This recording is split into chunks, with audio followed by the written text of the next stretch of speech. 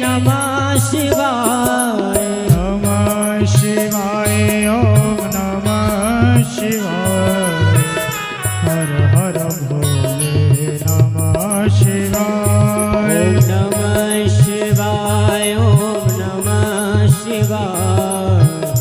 हर हर भोले नमः शिवाय। नमः शिवाय ओम नमः शिवाय। हर हर भोले नमः शिवाय। ओम नमः शिवाय ओम नमः शिवाय। हर हर भोले नमः शिवाय। भूतेश्वराय शिव भूतेश्वराय।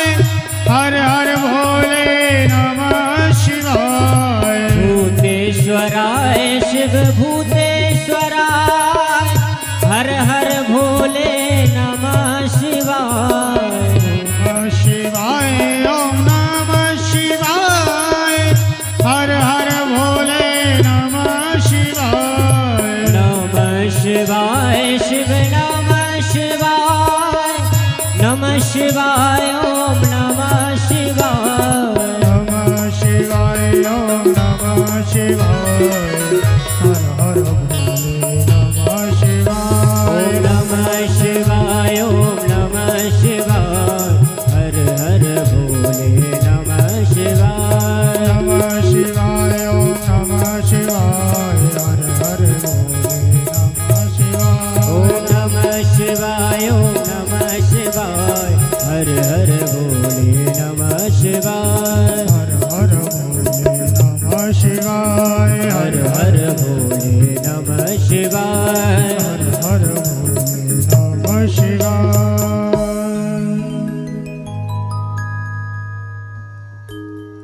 राम राम राम राम श्री राधे राम राम। ट्रेवल बढ़ेगी कल जैसो बनाओ जैसो कल बनाओ तो बिल्कुल राम श्री राधे राम राम राम।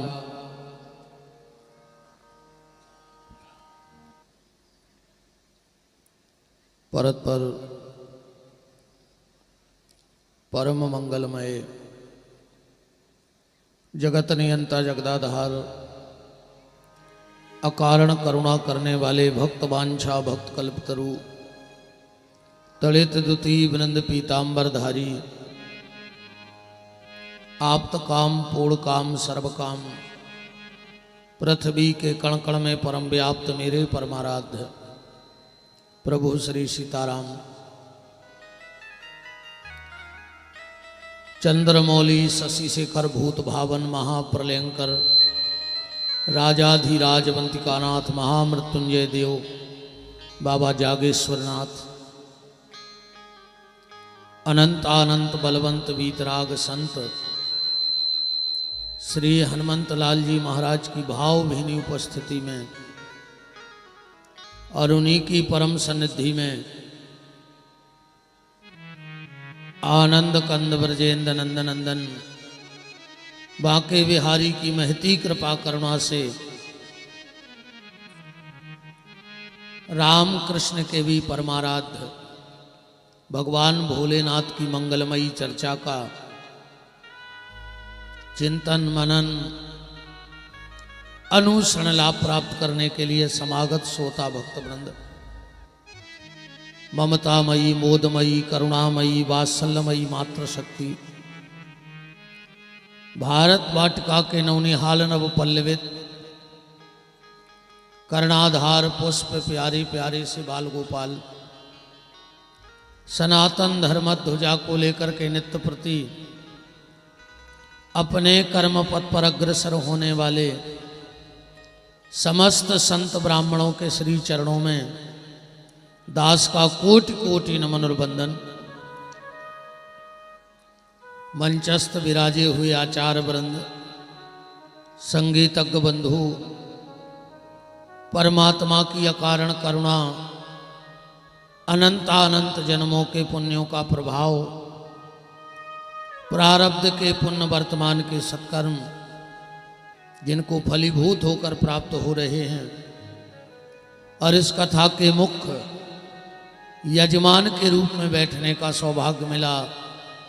माताजी श्रीमती सुनीता श्री हरि सिंह जी ठाकुर साहब, इस कार्यक्रम के आयोजक श्रीमती श्रद्धा रंजीत सिंह जी, श्रीमती प्रतिभा रितेश सिंह जी और श्री रत्नेश सिंह जी एवं समस्त ठाकुर परिवार, उनके प्रेमी परिजन परिचित सुहृद संबंधी ही बंधु बांधव जन, समस्त दमोह नगर और आसपास जहाँ जहाँ से भी आप सबको ठाकुर जी ने बुलाया है, सबको भगवत भाव से हमारे राम आपके हृदय में बैठे राम को प्रणाम करते हैं। और तीसरे दिन की आप सबको जय सिया राम।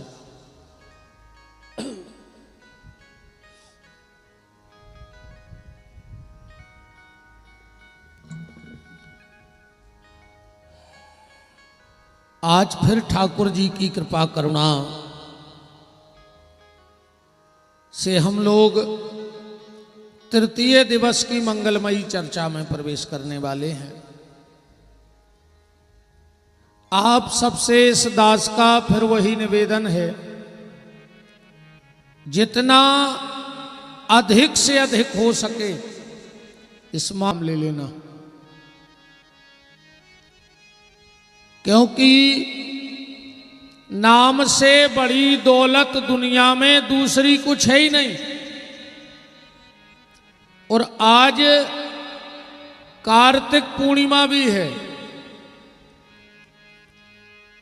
आज नानक देव जी का जन्म है, प्रकाश महामहोत्सव है। कहते कार्तिक पूर्णिमा को ही राजा जनक जी का जन्म बताया गया है। और सदगुरु नानक देव जी कह रहे हैं नाम जप के बारे में कि नाम लिया तिन सब लिया, और सकल शास्त्र को वेद, और बिना नाम न रखे गयो पढ़ पढ़ चारों वेद। 4 वेद 6 शास्त्र 18 पुराण तुम्हें कंठस्थ हो जाएं, पर अगर भगवान के नाम में तुम्हारी रुचि नहीं है तो सब व्यर्थ चला गया। और आपने कोई तीर्थ ना कर पाया हो, आपने कोई दान पुण्य ना कर पाया हो, और खाली ठाकुर जी का नाम जप लिया है, तो आपके सारे काम बन गए। इसलिए नाम जप करते रहो। नाम जप करने से क्या होगा? नाम जप करने से तुम्हें भगवान मिलेंगे। अब आप कहो गुरुजी कितने विश्वास से कह रहे हो? तो पूर्ण विश्वास से ये बात हम कह रहे हैं। अगर आज तक किसी को भगवान न मिले होते तो मन में कहीं संशय रहता कि जब आज तक किसी को नहीं मिले तो हमें आपको भी नहीं मिलेंगे। पर जब ध्रुव को मिल सकते हैं, मीरा को मिल सकते हैं, प्रहलाद को मिल सकते हैं, तो हमें और आपको क्यों नहीं मिल सकते हैं? हमें आपको भी ठाकुर जी मिलेंगे, पर उसके लिए आपको नाम जप करना होगा। बिना नाम जप के सब बेकार। नाम जप करो, नाम लेते रहो। कि जिन संपत्ति पाए न दान दियो, तिनको कहिए तू धनी न धनी। गुण पाए के जिनने छुपाए लए, तिनको कहिए तू गुनी ना गुनी। और जिनके सुत हरि के भक्त नहीं, को न बढ़ाइयो, तिनको कहिए तू जनी न जनी। और जिनकी न बनी रघुनंदन सो, तिनकी काहू सो बनी ना बनी। जिनकी भगवान से नहीं बनी, उनकी दुनिया में किसी से नहीं बन सकती। तो आज की चर्चा हम यहां से प्रारंभ करते हैं। ध्यान से सुनना। एक आदमी मरने लगा, उसने अपने बेटे को बुलाया और कहा, बेटा हम तुम्हें अपने पूरे जीवन का अनुभव बता के जा रहे हैं, और अगर तुमने हमारी ये 4 बातें मान ली तो तुम्हें जीवन में कभी परेशानी का सामना नहीं करना पड़ेगा। आज भराव सो नहीं बनवाए, बोले में भी वजन सी पड़ रही है।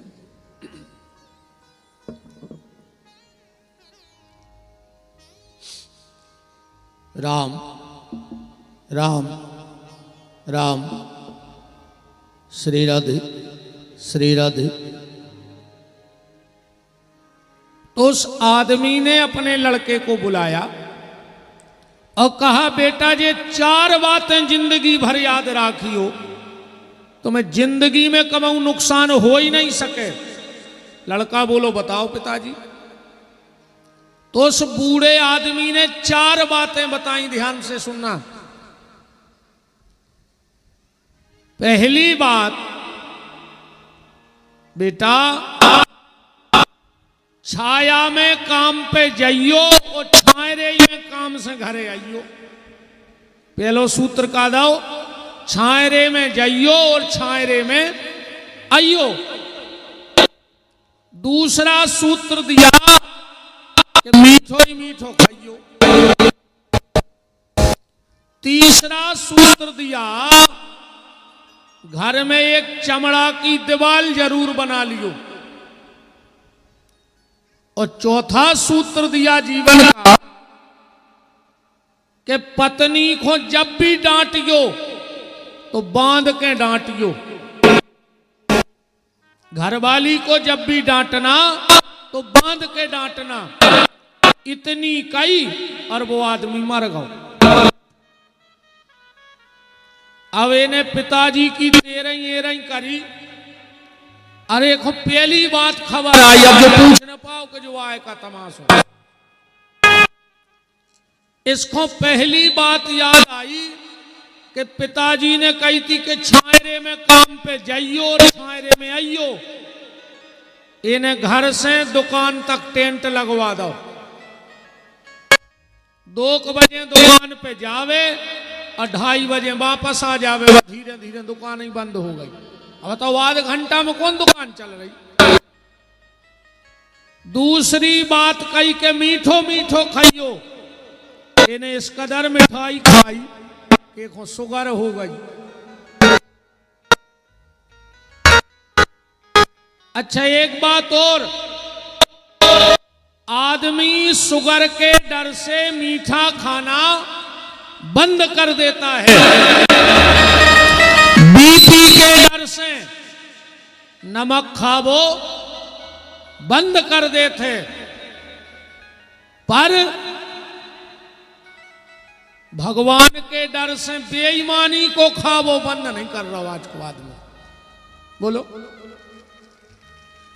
शुगर के डर से मीठा खाना बंद, बीपी के डर से नमक खाना बंद, पर भगवान के डर से बेईमानी का खाना बंद नहीं हो रहा है। भगवान को भी डरो, क्योंकि जिस दिन उसकी लाठी पड़ती है उस दिन कोई संभालने वाला नहीं बचता। चौथी बात, तीसरी बात पिताजी कह गए कि घर में एक चमड़ा की दीवार जरूर बनाइयो। मोहल्ला में हमारी 2-3 भैंस हैं, सेने भैंसों की खाल पटवा के दीवार में ठुकवा गई, पूरा घर बसाया सारी भैंस। और चौथी बात थी कि पत्नी को जब भी डांटना तो बांध के डांटना। जो सवेरे उठे पत्नी के 2 ही हाथ बांध लेवे और 2 ही पांव, और लाख हक सुनाए को। अब कब तक सुने बेचारी, सुनबे की भी एक सीमा है नहीं।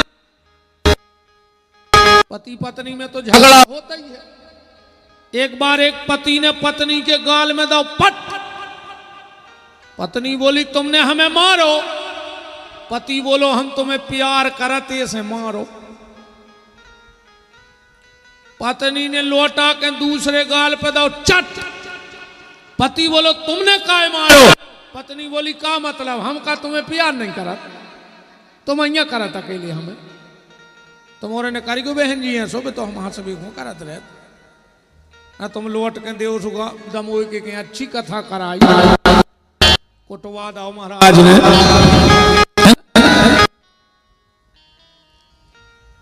पत्नी अपने मायके चली गई। एक दिन ये अपनी पत्नी को लेने गया, बहुत ध्यान से सुनना, हंस तो रही हो पर हंसी हंसी में साल ले रही हो हमारी कथा को। एक दिन ये अपनी पत्नी को लेने गया, बोला चलो घरे, बा बोली हम नहीं जा रहे, तुम पागल हो गए, रोज को हाथ पांव बांध ले तो हमसे लड़ा तो। उस दिन खड़ो तो ससुर बोले का होगा, दमाद बोलो कि पिताजी का बताएं। आदमी कहते हैं जेने ने मानी बड़ों की सीख, सो ले छतरिया मांगो भीख, और हमने मांगी बड़ों की सीख, सो ले छतरिया मांग रहे भीख। हमारे पिताजी 4 बातें बता गए थे, हम बर्बाद हो गए। ससुर बोलो बेटा ऐसा हो नहीं सकत रे, कि बुजुर्ग आदमी कुछ सलाह दे और वो गलत हो जाए। कौन कौन बातें बताई थी पिताजी ने, बोले पिताजी ने 4 बातें बताई थी। पहली, छाया में दुकान पे जाइयो और छाया में दुकान से आइयो। बोले तुमने क्या करो, बोले हमने टेंट लगवा दो दुकान तक।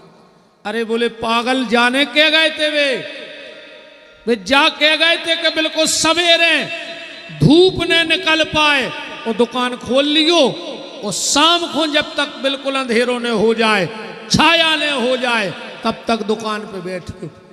और वो बोलो हमने टेंट लगवा ला, और आधा घंटा है तो जाता ही थे। बोले दूसरी बात क्या कही थी, मीठा मीठा खाना। बोले तुम्हारे पिताजी ने कहा था बेटा ईमानदारी का खाना। मीठा का मतलब है ईमानदारी का, किसी का हक मत खाना, किसी का अधिकार मत खाना, और हो सके तो ये 4 संपत्ति तो खज्जो ही ने, और दमोई में जे ने खाई होए, सो चैलेंज है, अगर सुखी हो तो उठाड़े हो जाओ। हम चैलेंज कर रहे, अगर इन 4 संपत्ति में दमोई में कोई सुखी होए, सबसे पहली संपत्ति भैया बांटन की, भैया को हिस्सा जे ने खाओ होए, और अगर सुखी हो तो हम चैलेंज दे रहे, खड़े हो जाओ कि हमने भैया को हिस्सा खाओ और हम सुखी हैं। दूसरो, मंदिर को पैसा, जे ने मंदिरों को पैसा खाओ हुज्जे, 7 प्यारी की सत्यानाश हुज्जे, 1 आध की तो छोड़ दे, 7 प्यारी को नाश हुज्जे, 7 प्यारी फिर हो भीख मांगर। और संपत्ति तो खा ले तो तुम्हें खुद चुकाने पर है, अगर ये 4 संपत्तियां तुमने बेईमानी करके खा ली तो तुम्हारी 7 प्यारी भोग है जा। तीसरी संपत्ति है गौ माता के नाव की। आजकल जो सरकारी गौशालाएं चल रही ना, और में जो अनुदान मिल रहा है, और जो ये भज्जा हरे बीचाई में लील रहे हैं अजगर घाई मार जे हो बच हो ने मोड़ी मोड़ा फिरे हैं कुत्तों घाई, ध्यान राखियो। और चौथी संपत्ति कन्या ब्याह की। कबू कन्या के ब्याह की दलाली ने खज्जो मार जाओ। तो मीठा मीठा खाना। और बोले पिताजी ने कही थी कि घर में एक चमड़ा की दीवाल। बोले तुमने क्या किया? बोले हमने भैंस मारी सो खाल लगा दी। बोले पिताजी जाने कह गए थे, वो ये कह गए थे कि गांव में, मोहल्ले में, शहर में एक अच्छे आदमी से दोस्ती जरूर रखियो। चमड़ा माने जाए आज चमड़ा की दीवाल। अच्छे आदमी से मित्रता रखना। आजकल की मित्रता तो अलग ही टाइप की चल रही है। नए नए भैया आ रहे नहीं घूम रहा है, इनकी मित्रता देखो तुम आजकल। कहीं तुम्हें दोस्ती की कसम है, एक पेक तो लेने ही पर है। कछु कछु कहते ने पियो तो हम मरो मो देखो। हम सांगरे ने भाई ना हम गरे पे लात धर देते तुरंत कि काल मरते सो अब भाई मर जा। तुम दारू खोरों से हमारी विधि क्या है? अच्छा दारू खोरों को दुनिया डरा थे, अकेले हम छोड़ के इतने तक की पुलिस तक डरा जियोने तक नहीं लुआ जाए थाने कि वो उतने नाटक कर रहे हमारा सुख से ने अंदर छोड़ दे क्या दारू खो रहा है भगाओ।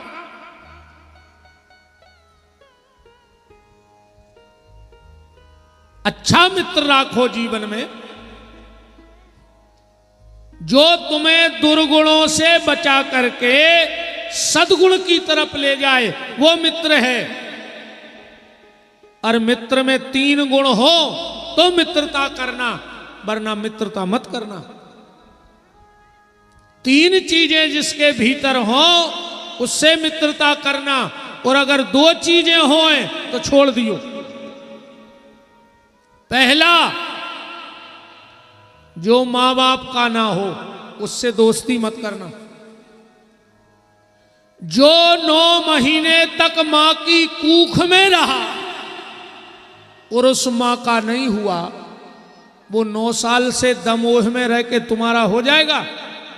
बताओ। जो सगी मां को नहीं भाव वो तुम्हारा पक्को दोस्त हो जाए।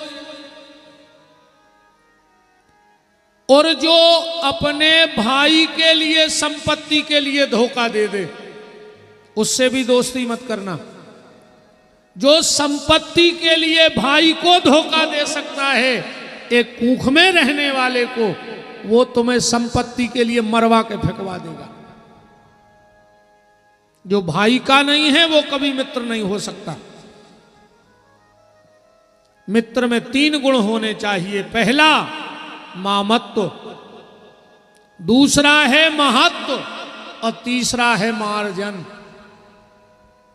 मामत्व माने जो मां की तरह निस्वार्थ प्रेम करे, जो कृष्ण की तरह सुदामा को महत्व देना जाने। और मार्जन का मतलब है जो तुम्हारे अवगुण छुटा दे और तुम्हें सद्गुण से जोड़ दे, ऐसे व्यक्ति से मित्रता करना। और बोले चौथी बात, हमारे पिताजी कह गए थे कि पत्नी को बांध के डांटियो। तो बोले हम रोज हाथ पांव बांध के तो डांटते, जब तो जब भगे आई तुम्हारी मोड़ी। अरे बोले वे जाने के गए थे, वे जाया के गए थे कि पत्नी से जब तक न लड़ियो जब तक बाल बच्चों ने हो जाए, उखो ममता के बंधन में बांध लियो। ईमानदारी बताओ, जब भी घरे अपने लड़ाई होते तो जो कहा कहते हम तो बाल बच्चों के पीछे ऐसे रहे तुम्हारे, हम कुछ ने कभी मर जाते। मोड़ी मोड़ों को मुंह देखा तो हम सब सुनाते रहे जी तुम्हारी सत्तरा। कहते हैं कि नहीं कहते? सही है क्या बात के नहीं है? सही है। मां अपनी संतान के लिए संसार के बड़े से बड़े कष्ट को सह लेती है, इसलिए वो मां है। इसीलिए हर चीज की उपमा है। साहित्य प्रेमी बैठे हो, हर चीज की उपमा है, पर दुनिया में कहीं मां की उपमा नहीं है। और मां की कोई उपमा हो तो बता दो। यहां तक कि भगवान को भी जब ये कहना पड़ा कि हम अपने भक्त से कितना प्रेम करते हैं, तो उपमा किसकी दी? बोले मां की। करहूं सदा तिनकी रखवारी, अजिमी बालक राखी महतारी। मां की कोई उपमा नहीं है। और किसी ने क्या खूब लिखा है, मुझे कवि का नाम तो याद नहीं, कि मां तेरी सूरत से बढ़ के उस परमात्मा की क्या सूरत है। मां तेरी सूरत से बढ़ के उस परमात्मा की क्या सूरत है। और जिसे तू मिल गई उसे भगवान की क्या जरूरत है। जिसको मां मिली हो समझना भगवान ही मिला है। पर आज देखो एक बात और ध्यान से सुनो। पत्नी पसंद से मिलती है। पत्नी क्या है हमारी? पसंद। और मां क्या है हमारे लिए? बोले हमारा पुण्य। मां पुण्य से मिलती है और पत्नी पसंद से मिलती है। पर कई बार हम लोग पसंद के चक्कर में पुण्य को घर से दूर कर देते। पसंद के चक्कर में हमने अपने पुण्य को अपने घर से दूर कर दिया।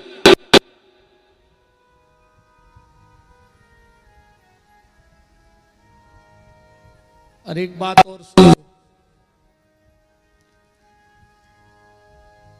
जिसके घर में ये 2-3 काम हो, अपने घर के बाहर बोर्ड लगा देना कि मैं कंस हूं। ठीक, नेम प्लेट बदलवा लेना, आधार कार्ड में नाम बदलवा लेना। कंस के यहां कितनी बुराई थी। पहली बुराई ये थी कंस के घर में कि वो बुराइयों को इकट्ठा करता था। कंस ने कभी अच्छाई पे ध्यान नहीं दिया। और अगर तुम भी बुरी संगत में हो, बुरी जगह बैठ रहे हो, नशा कर रहे हो, मांस खा रहे हो, तो तुम इंसान नहीं, तुम कंस हो। दूसरा,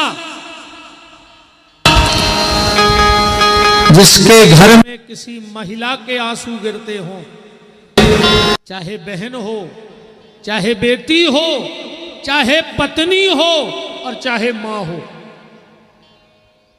जिसके घर में किसी बहन बेटी के आंसू अगर तुम्हारे कारण गिर रहे हैं तो समझ लेना कि तुम आज भी कंस हो। कंस के कारण देवकी के आंसू रोज गिरते थे। जेल में पड़ी पड़ी आंसू बहाती थी। तो अगर किसी बहन बेटी के आंसू तुम्हारे कारण गिरे तो तुम कंस हो। और ऐसे भी नेचे सुन लो, अगर तुम कहूं खड़े हो और कोनो बेन बिटिया को अपनी गली बदलने पड़े तुम्हारे कारण, अगर तुम कहूं बैठे हो रास्ता में मिल जाओ और कोनो बेन बिटिया को अपनी गली बदल देवे, तो फिर तुम हो कुत्ता, फिर तुम आदमी नोई न कन से आओ, फिर हो तुम कुत्ते।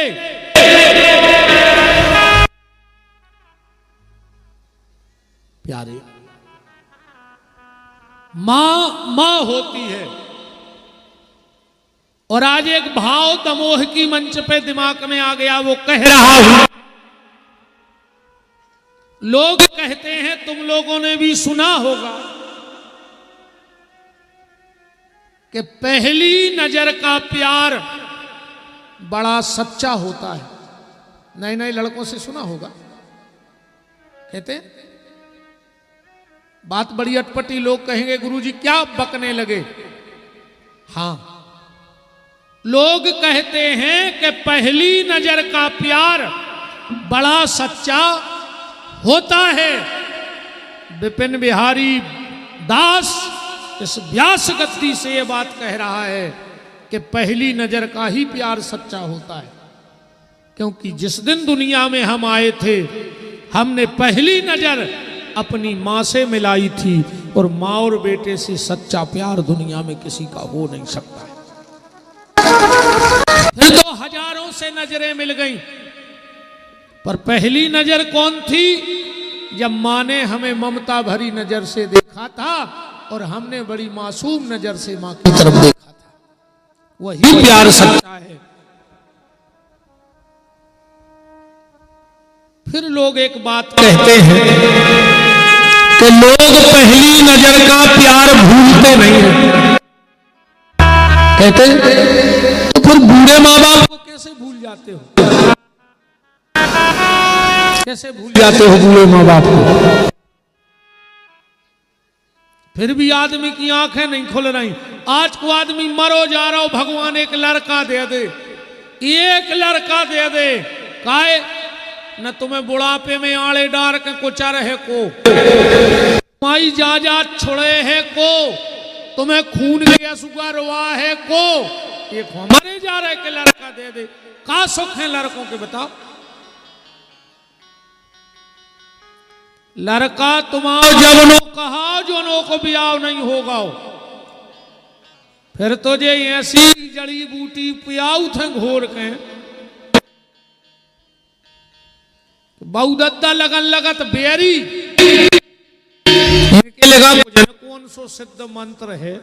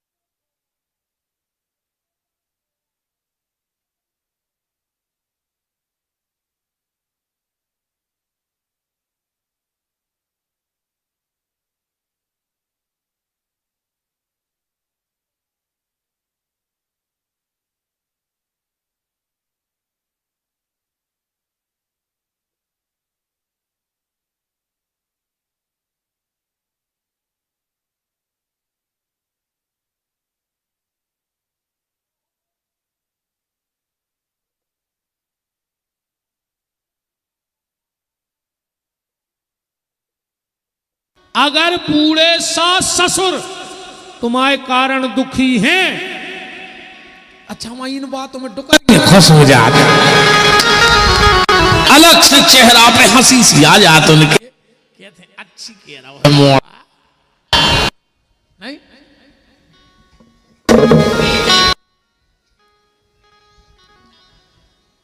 इन चार बातों को जीवन में याद रखना जो उस बूढ़े ने अपने बेटे को बताई। और मेन बात तो है भगवान का नाम, भजन तो करते ही रहियो। कल आप चर्चा में सुन रहे थे कि देव ऋषि नारद तपस्या के लिए गए, पर राजा दक्ष ने श्राप दे दिया था।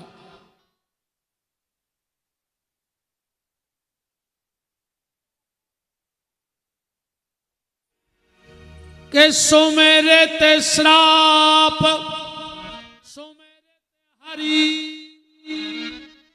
श्राप गति बांधी, जे विमल मन लगी समाधि। आज दक्ष का श्राप कट गया। क्यों? जीवन में आदमी के समस्या तब तक है, ध्यान से समझ जाइए, आदमी के जीवन में समस्या कब तक है? जब तक उसने तपस्या नहीं की है। और जब तपस्या करोगे,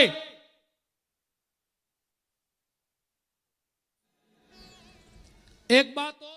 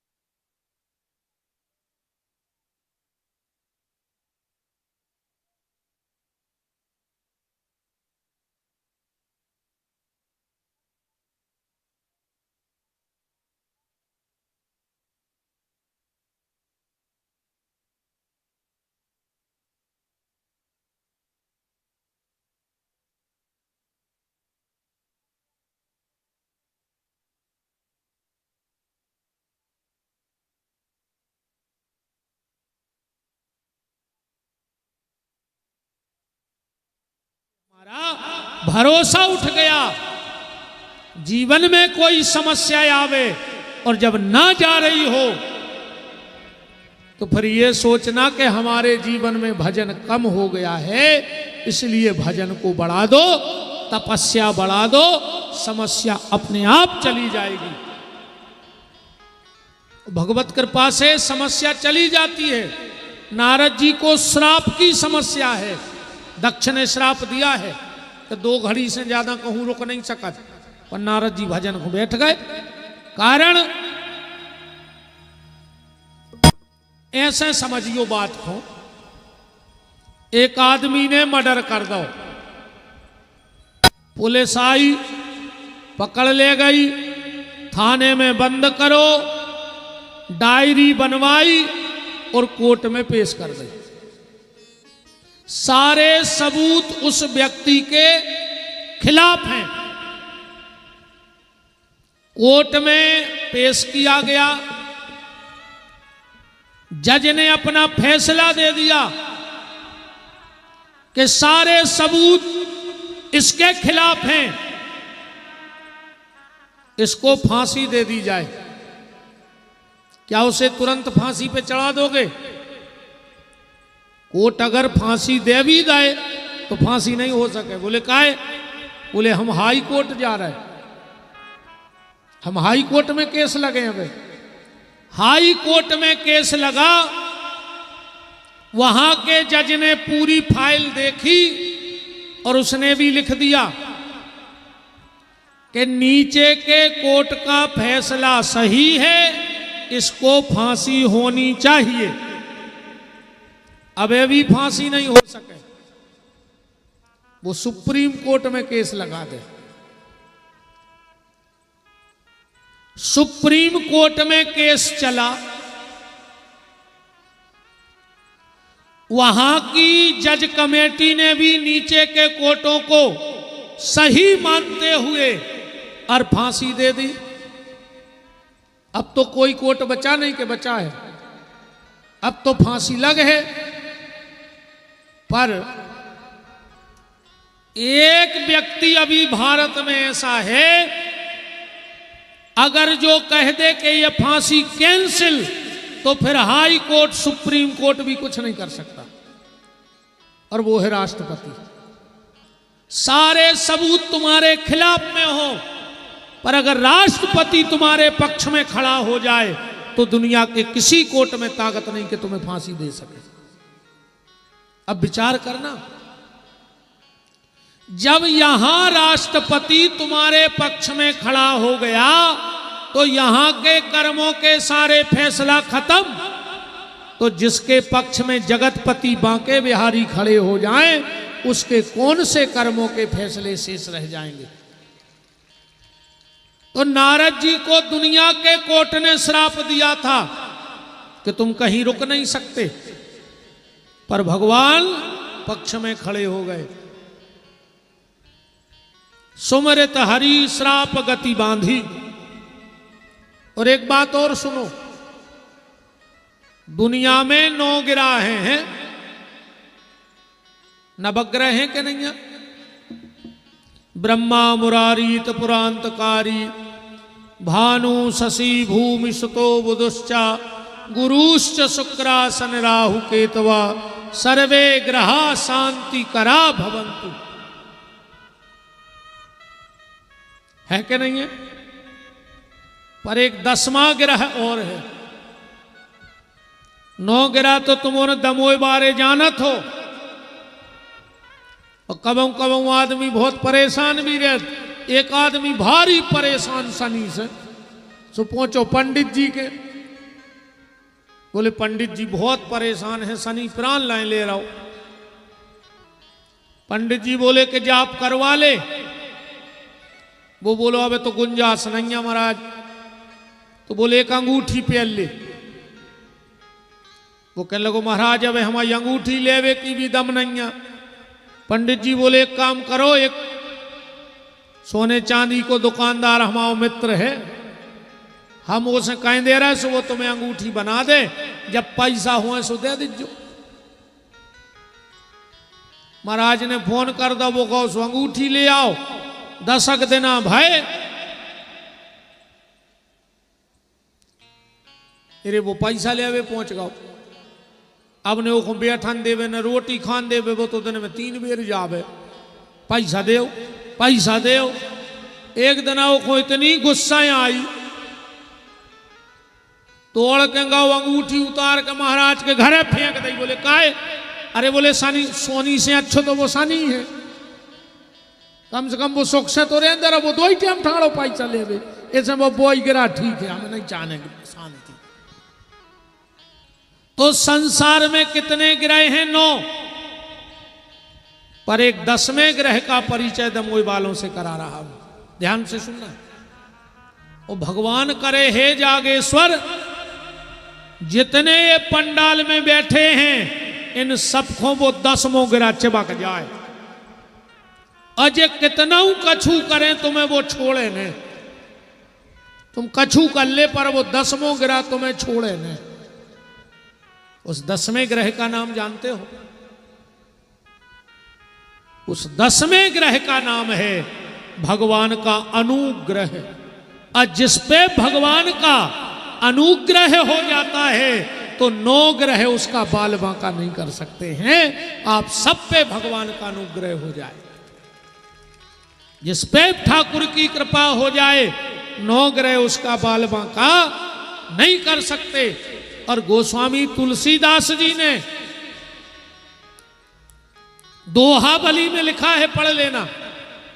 कविता बली में लिखा है, पढ़ लेना। क्या लिखा है कि कौन बिगाड़ करे